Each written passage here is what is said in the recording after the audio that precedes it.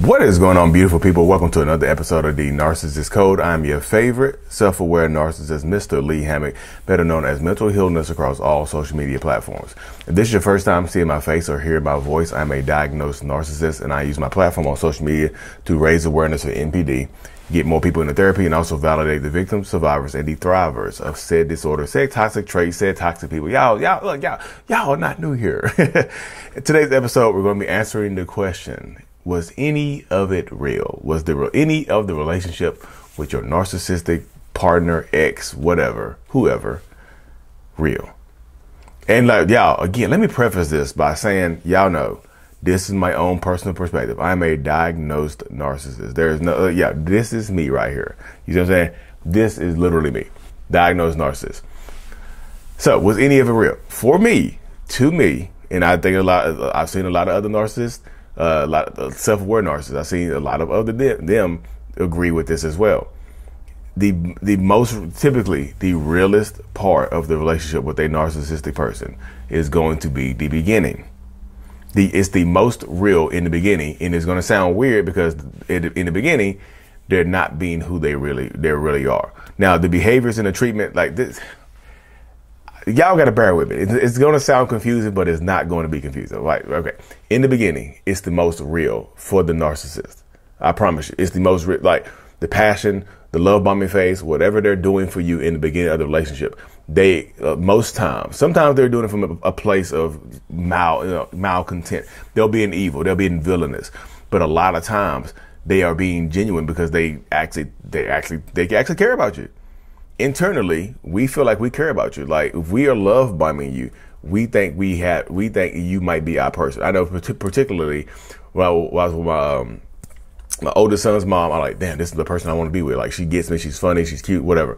With my wife, same dynamic. Like the same dynamic. Like this is the person I want to be with. With my own toxic ex, same dynamic. Yeah, in the beginning of these relationships, I was head over heels in love with these people, and I wanted them to feel their love. I wanted to express their love. I wanted to show them that I loved them and I cared about them.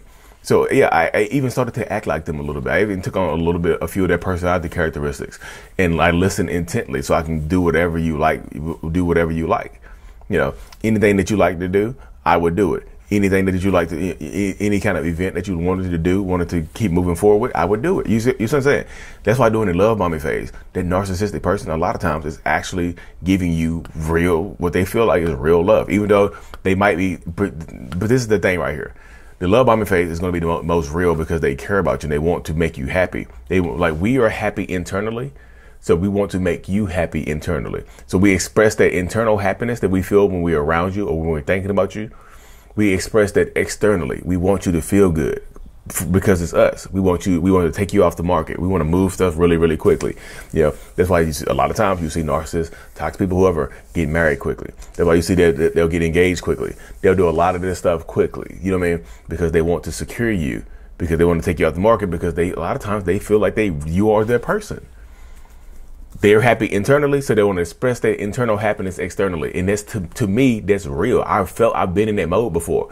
That's real. I love the love bombing phase because it feels so good. That's the best part of the relationship for me as a narcissist. I talked to some other narcissists. They will say the same thing. It's the best part of a relationship for us. You see what I'm saying? But when the love bombing phase ends, that part is also real in a different aspect. So during the first part of the relationship, the love bombing phase, it's real to us and it's real to you as well because you feel it. You know, the fake part about it is we might not be being genuinely who we really are. We show you who we can be. We are mirroring you. We're giving you what you want and need because we know it works. You see what I'm saying? And the crazy thing about it is what we are giving you in the beginning of the relationship might be everything that our exes were asking for, which is kind of insidious. You see what I'm saying?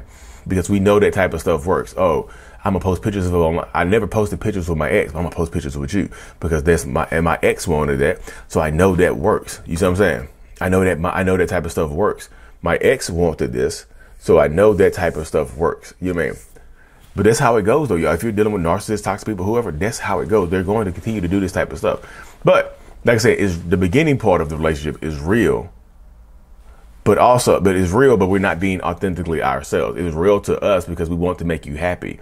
And how in our minds, we have to be somebody else. We have to show you, we have to be like you, because who could ever really love us for who we really are? That's the fear. That's why narcissistic people put this mask, put this wall up, because we don't think we deserve love. Like, how could you love me? As I have trouble loving myself. I don't hate myself. I have trouble loving myself. So if I have trouble loving myself, how can you love me? How can anybody else love me? You see what I'm saying? But that's the mindset. That's the mentality that goes into a lot of narcissistic people through our heads. How can anybody else love us if we are having trouble loving ourselves? You see what I'm saying? That's the dynamic that goes along with it right there. How can anybody else love us if we are struggling to love ourselves? You know, but like I said, that's like at the beginning of the love bombing phase. That's why, but I say that that's going to be the realest part of the relationship. That's super real. But during the devaluation phase, it's real too, because we are typically, when you start to get devalued by the narcissist, that's real too, because you feel real to you. It's just not real in a good way. It's real bad behaviors. It's real devaluing. It's real, disrespect. That's real too. You see what I'm saying? But the narcissist is actually being their real selves during the devaluation stage. During the love bombing stage is real because we feel like it's real. We are just exuberant. We are happy to be with you. So that's real. It feels real. It feels like real happiness, real love, sometimes real obsession. You gotta be kind of careful. But also during the next stage, the devaluation stage, it's real too, but the narcissist is being themselves. You see what I'm saying? They're not being you anymore. They're not love bombing you anymore by being you, acting like you. During the devaluation or the discard phase, they're being real too. This is just the real version of them. You say, oh, this feels real to us. And believe, why did they devalue us? Why did they do this? Why can't they just be happy with us? This is one of the reasons why they devalue you, because you remember during the love bombing phase, they create this idealized image of you. Like when I told you, I said, hey, we think you're everything we want and need in a significant other. Sometimes we feel like you're our soulmate. You're the person created for us, but you're just being you. We make this image in our heads that you are perfect for us. So we love bomb the bejesus out of you. You know what I mean? But something happens. That image gets shattered. This perfect image that we have of you gets shattered along the way somehow. And when it gets shattered, we think you lied to us. And when we think you lied to us, we get angry, and we express that externally as well. So now we have internal unhappiness. So we express that internal unhappiness on you. You see what I'm saying? We want you to make you feel. We want to make you feel how we feel right now, because we're internally unhappy. We're internally unhappy right now. So we express that externally on you. We want to make you feel, same thing from the beginning. You said we want to make you feel how we feel. You see how that works? Just the mind. I know a lot of people, I see my comment section, they're like, it must be exhausting to live like that. Yeah, it can be, y'all. It can be. The only thing consistent in my mind is inconsistency. You see what I'm saying? There's consistent inconsistency in my mind, because I just don't know what version of, I think a lot of people worry about what version of the narcissist is going to show up. We do too. We worry about what version of us is going to show up that day as well, the next day. We are worried about the same exact thing. Like, who is going to show up today? Am I going to show up as myself, or who am I going to be depressed? Like, what is going to happen today? You know what I mean? So it's trying to find that balance of what's going on. So it was part of the relationship with the narcissist real? Yeah, in my perspective, yes, it's going to be real in the good phase. It's going to be real in the bad phase, but it's different types of realness. You see what I'm saying? But I know a lot of videos that y'all see, and this is why I say the stuff that I do and why I word it the way I word it. Because if y'all don't know, I do one-on-ones over Zoom, and I've been doing one-on-ones over Zoom for the last, for 2 years now. And it can damn near be heartbreaking when people come on there and they just like, the hardest part for me is to just understand that none of it was real, that I spent 30 years with somebody who never really cared about me. And that sucks to even hear people say that, y'all. You know what I mean? I know I have a lack of empathy, but it sucks when people say that. So it sucks to hear people think that they wasted 10, 20, 30, 40 years of their life with somebody. I just like, it was real in different points. It was real in different points. It was real for us, and it could have been real for you. I don't want people to feel like they wasted 30 years of their life. And I know you get a lot. You hop on TikTok or YouTube or Facebook, wherever you get your information from, on the podcast or whatever. You hop on there and you hear people just say outrightly they never cared about you. It was all fake. Tell that to somebody who's been in a relationship for 30 years. You had kids and grandkids together, maybe some great grandkids. Tell them their whole life was fake. That can be damn near debilitating. You see what I'm saying?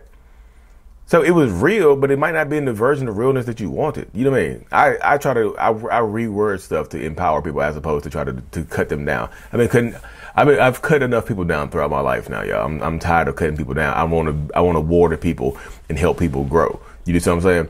So yeah, I know people just like, if that helps you heal to think that none of it was real, then more power to you. You know, everybody doesn't heal that way though. If it helps you heal in any way to just think, hey, none of it was real, hey, more power to you. But if it helps you heal, whatever helps you heal, if it helps you heal, they're just like, damn, that person was fake as hell. You see what I'm saying? But if it helps you heal to understand that they were being real, maybe in some certain moments, like all of it wasn't fake, all of it wasn't a scheme, then I'm not telling you to go back to them because it all wasn't fake, it all wasn't. I'm not saying that. Don't twist my words and say Lee told us to go back to our relationship because some of it was real. Nope. You'll never get the part in the beginning, the happiness part. You'll never get that part again. It'll never feel like that again. The beginning part of a relationship with a narcissist is the best part. That's why I just tell you people, the beginning is going to feel the most real. Typically, it goes downhill from there. When it's going, just like if you're falling down a mountain, y'all. A mountain is not a vertical drop. Most times, you look at a mountain, it's not a vertical drop. If you look at a mountain, it's a slope with peaks and valleys and ledges. You know, so if it starts from the top of the mountain and you're going downhill, there's going to be a ledge right here. Y'all get married, go downhill again. Another ledge, y'all have kids, y'all go downhill. Another ledge, y'all have y'all buy a house. Another ledge, y'all buy some cars. Another ledge, y'all have grandkids. You know what I'm saying? It's not a straight fall. It's not a straight drop. There's going to be ledges of happiness. It'll just never go back to the beginning level of happiness that you originally had with this narcissistic person. You know what I mean? I hope that made sense, y'all. I was trying to bring out some clarity, and some peace and some understanding to your life. But y'all, I gotta hop off this thing. Y'all know I like to keep them below 15 minutes. If you haven't already though, y'all, check out my new self-love journal on Amazon. It's the Lee Hammock. Y'all see it right here. Lee Hammock, I Love Me, a self-love journal by Lee Hammock. You can find that in the description of every video that I do, or you can go on Amazon, hit Lee Hammock Self-Love. And if you've already purchased it, I'm super thankful. I'm super grateful. You like I say, if you haven't already, if you purchased it and you like it, give me a good review on Amazon, y'all. Please, please, please. Anyways, y'all, thank y'all for tuning in. Like and subscribe for more. And as always, mental illness is out. Peace.